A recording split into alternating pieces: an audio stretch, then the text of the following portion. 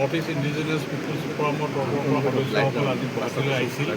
তেওঁলোকে জুবিন গাৰ্গৰ মৃত্যুৰ বতৰা পাই পেলাই তেওঁলোকে খুবেই শোকাভিভূত প্ৰতিখন ৰাজ্যৰ জনগণ, আৰু তেওঁলোকে সেই বাৰ্তাটোৱে লৈ আহিছে যে তেওঁলোকেও ইয়াতে সমবেদনা পৰিয়ালটোৰ কাষত সমবেদনা জনাবৰ কাৰণে আহিছে, আৰু আমিও তেওঁলোকৰ লগত আহিছোঁ।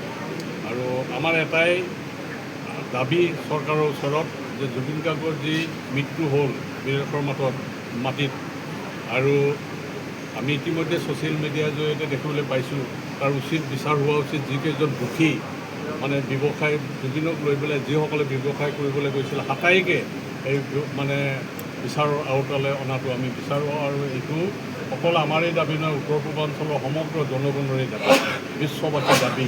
এই দাবীটোক যাতে অসম চৰকাৰে আওকাণ নকৰি গুৰুত্ব সহকাৰে লৈ যাতে উচিত বিচাৰ কৰি সকলোকে যিসকলে মানে সুবিধা দিছে, শ্যামকানু মহন্ত, সিদ্ধাৰ্থ শৰ্মাকে আদি কৰি সকলোবিলাক যিসকলে ব্যৱসায় কৰিছিলে তেওঁক লৈ পেলাই তেওঁক মানে এই মৃত্যুৰ মুখলৈ ঠেলি দিলে, তেওঁ সকলোকে লৈ পেলাই উচিত বিচাৰ হোৱা তদন্ত হোৱা উচিত, আৰু তেওঁলোকৰ উচিত বিচাৰ হৈ পেলাই শাস্তিৰ সন্মুখীন হওক, এইটোৱে উত্তৰ পূৰ্বাঞ্চলৰ ৰাইজে কামনা কৰে। যিহেতু আপোনালোকে উত্তৰ পূৰ্বাঞ্চলত প্ৰতিনিধিত্ব কৰে, মেঘালয়ৰ CMO তাত গৈছিল বুলি শুনিছোঁ, বা মেঘালয়ৰ যিখিনি প্ৰতিনিধি দল তাত নৰ্থ ইষ্ট ফেষ্টিভেলত গৈছিল বুলি শুনিছোঁ। আমি অৱশ্যে এইখিনি নাজানো, কাৰণ ইয়াতে মেঘালয়ৰ প্ৰতিনিধিও আছে আমাৰ ইয়াতে। গতিকে এটা কথাটো হ'লগৈ কি মানে তাতে ফেষ্টিভেললৈ যোৱাই এইটো ডাঙৰ কথা নহয়, যে ফেষ্টিভেললৈ বহুতো মানুহ যাব পাৰে, কিন্তু ফেষ্টিভেললৈ যোৱা মানে এইটো কথাতে তেওঁলোকেতো কেতিয়াও দুখী হ'ব নোৱাৰে।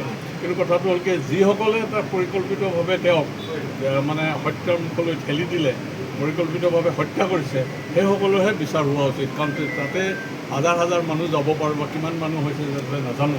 গতিকে এই কথাখিনি মানে বিচাৰ হোৱা উচিত। আৰু এইখিনিতে আজি চৰকাৰ প্ৰচাৰ মাধ্যমৰ জৰিয়তে দেখিলোঁ শ্যামকানু মহন্ত সকলো কাৰ্যসূচীৰ পৰা মানে চৰকাৰে নিষিদ্ধ কৰিছে। এইটো এটা উচিত পদক্ষেপ লৈছে।